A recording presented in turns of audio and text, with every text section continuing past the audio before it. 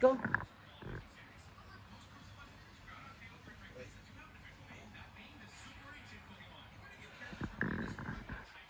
Say good morning to them.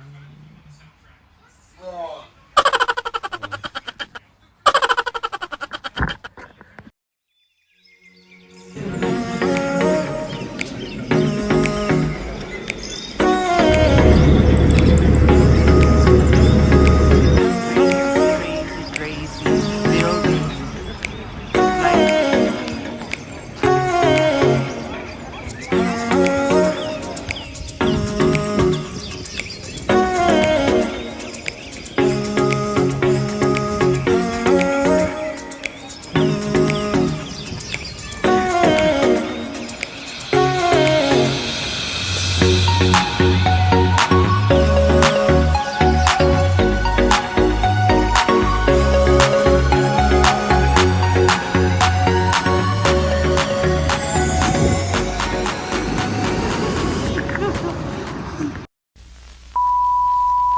Good morning everyone! Welcome back to my channel. Ito naman yung nursing student ng Germany. So we're on stage Wednesday. May 1! It's May 1 today! May 1st! My fest! It's festival in Germany at the moment. So May 1 na ngayon at nandito pa rin tayo sa Spain. Nandito pa rin tayo sa Pineda de Mar. At today, you know where we're going? Where we're going to Barcelona! Sana maganda yung araw ngayon dun sa Barcelona kasi dito medyo foggy pa rin siya. But I don't care as long as I'm gonna see the La Sagrada Familia. So, ito yung view ngayon. Gloomy pa rin siya. At okay pa naman din yung dagat. Pero, maganda kasi kahit ganyan man yung panahon, hindi siya sobrang maalon, like normal lang siya. Tapos walang naliligo sa pool today. Kasi 8 AM panahon din naman. At kahapon din, wala din talagang masyadong naligo dahil sobrang lamig.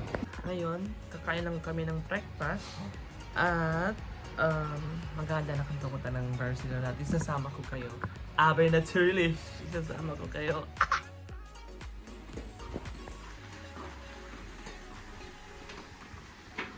Baba!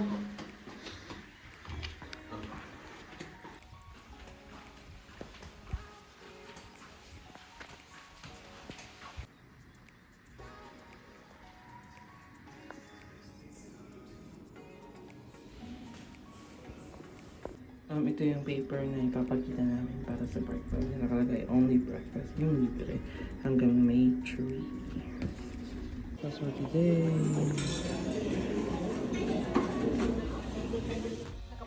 Ready na ako at si Dulong nakapag-ready na. Are you ready already? Yeah. Yep. And we're going to La Sagrada Familia, Barcelona! Okay. At nasira yung pants ko guys. Like, pack!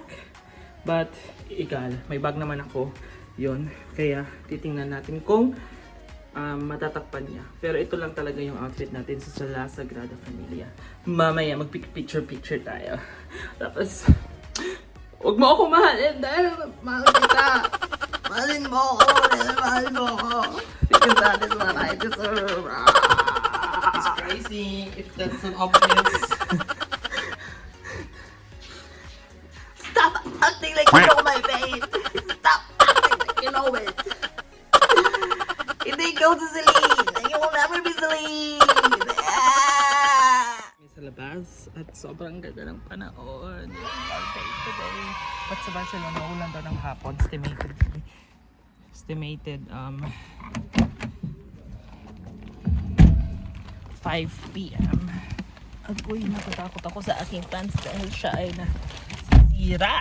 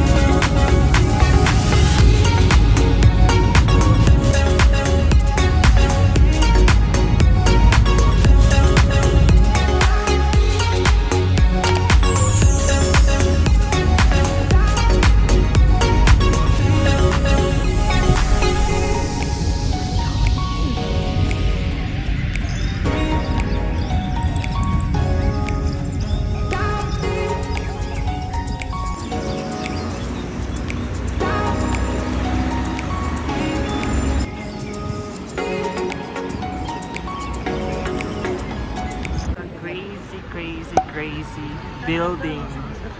It's like a mermaid. It's like an ocean aquatic inspired building. Wow. And I think that's a restaurant in this floor or something. I don't know.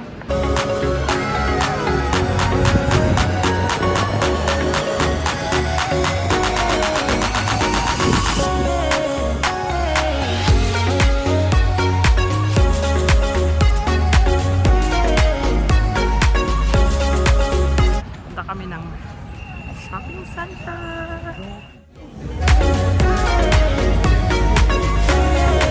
Ngayon sa shopping center.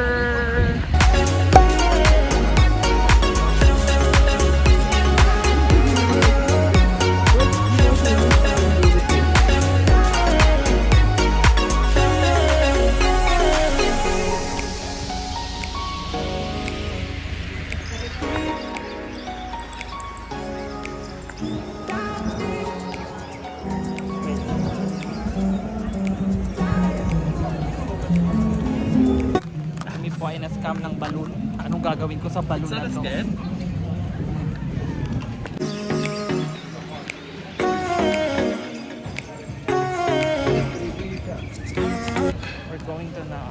We're going now to Triumph. Nabudol kami ng lecheng balloon. Shoot. So yun. I-insert ko yung picture kung saan kami nabudol.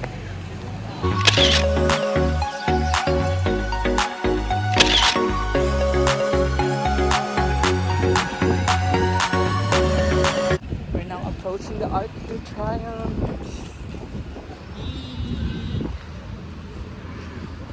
So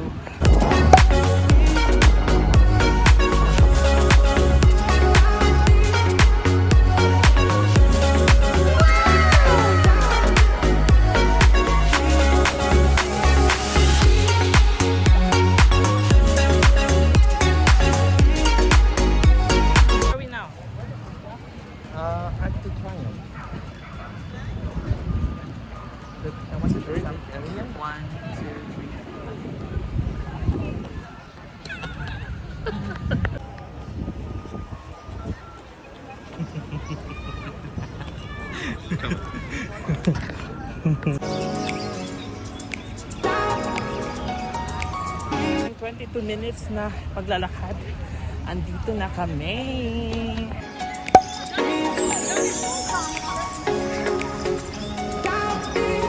Barcelona, La Sagrada.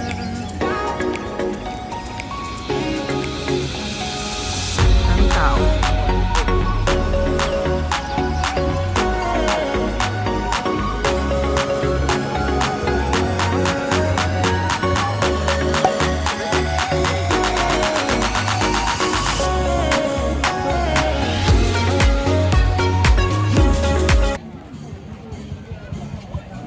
Naghahanap lang kami ng spots kung saan yung magandang spots na pwedeng mag-picture.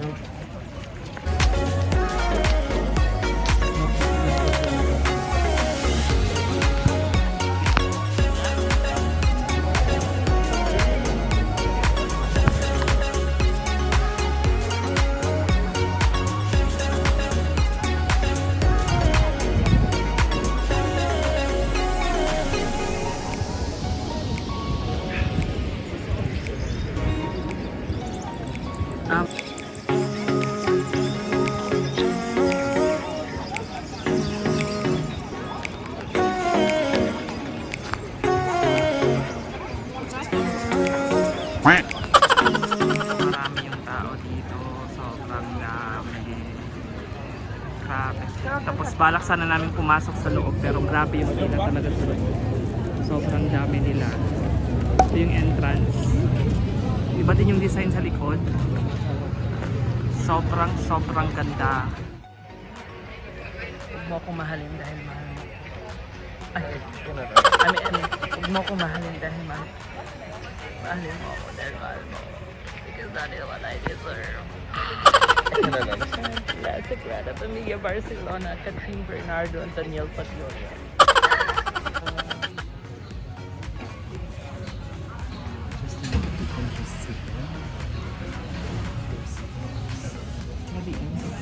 Outside. Outside? Outside? Yeah, I will sit down here. Dito na kami sa Fabrica Moritz. Pumili ng restaurant na to. At itatry namin ang Fabrica Moritz. Itatry namin ang paella. Wie sind die Pfeiler hier? Paella. Okay, ja gut, wir schauen mal. Nga pala may kakwento ko sa inyo mamaya. May nangyari dun sa may, what do you call that again? The market earlier? La Ponte? Eh?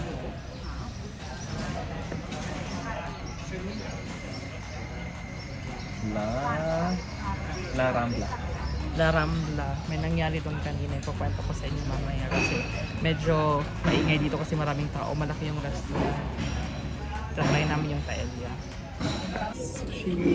We already tried that. Yeah. I think this is the drink.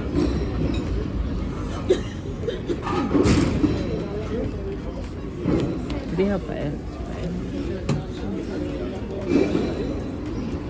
We're gonna order. Hi guys, hi everyone, hi everyone. So basically dito na kami, nakauwi na kami, hindi na ako naka-upload kasi sobrang napagod kami at may nangyari kanina. So ikukwento ko na nga sa inyo habang magkakape ako.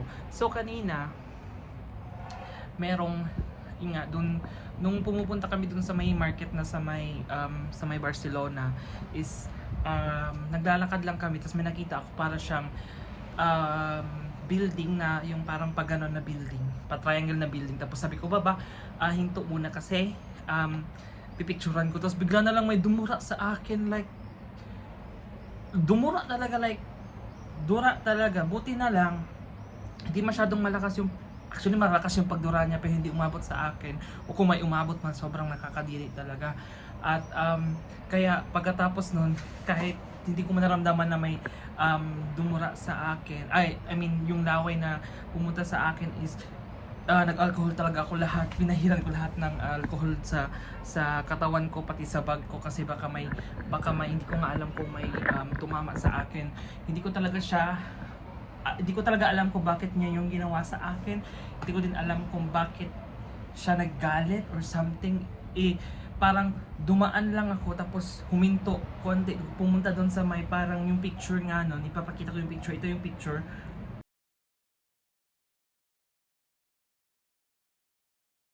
Tapos ayun, tinuraan niya na ako, tapos may sinasabi na siya in Spanish or something na hindi ko din maintindihan. Tapos yung mga tao walang reaction actually, tapos parang wala lang nangyari, like ganun siya, galit siya. Sigawan ko na siya na, kaso sabi ni Dudong is wag mo nang patulan. Tapos ayun, patuloy lang kami.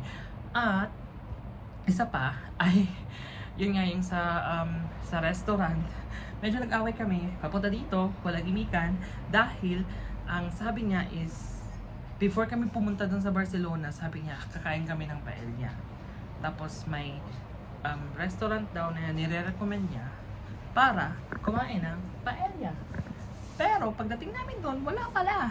So nagalit ako kasi the whole time nag-look forward ako na makain yun. Pero hindi nakain kasi hindi pala available. Kasi yun nga, kaya nagalit na ako, tapos sabi ko lumipat na lang tayo, maghanap tayo kasi nasa isip ko na yun yung kakainin ko. Parang sumama yung loob ko dahil sa buong lakad namin yung nilook forward ko talaga, aside sa mga aside sa simbahan, yung sa Arc de Triomphe, tapos yung mga ganon, nilook forward ko siya. Tapos pagdating doon hindi ko makukuha, kaya ang sakit talaga sa loob, like hindi ko siya inimimake. Sabi ko, order ka na lang dyan, kahit kakain ako, tapos umuwi na tayo, ganon. Kung hindi lang ako gutom, nilayasan ko siya. Pero yun nga, yun lang yung update. Sana nag-enjoy kayo sa aking video, sana nag-enjoy kayo sa lahat ng mga pinakita ko sa video na to. Medyo I don't know if okay, hindi ko alam kung okay na yon, kasi hindi rin ako makafocus kasi the whole time takot ako kasi nga before kami pumunta dito ang dami kong pinanood na video sa TikTok at pinapanood ko, like marami talaga na snatch ng mga cellphone, like uso dito yung parang may tali yung cellphone, yung case, kasama sa case yung tali. Tapos bibili na sana ako ng, pero parang napansin ko din naman na okay lang din naman basta maingat ka sa bag mo, maingat ka sa cellphone mo, nakahawak ka talaga ng mabuti sa bag mo pati cellphone mo, so safe ka. Pero kung pabaya ka is mabilis ka lang maloko kasi sobrang daming tao, like sobrang daming tao, like isa lang maganda na building, ang dami na agad tao. Ito na building maganda, ang dami na agad tao. Sobrang daming turista. Kaya I think peak season din ngayon. Kaya mag-ingat na lang kayo kung pupunta kayo dito, dahil naging paranoid talaga ako kanina. Kaya hindi ako masyadong nakapaglabas ng cellphone.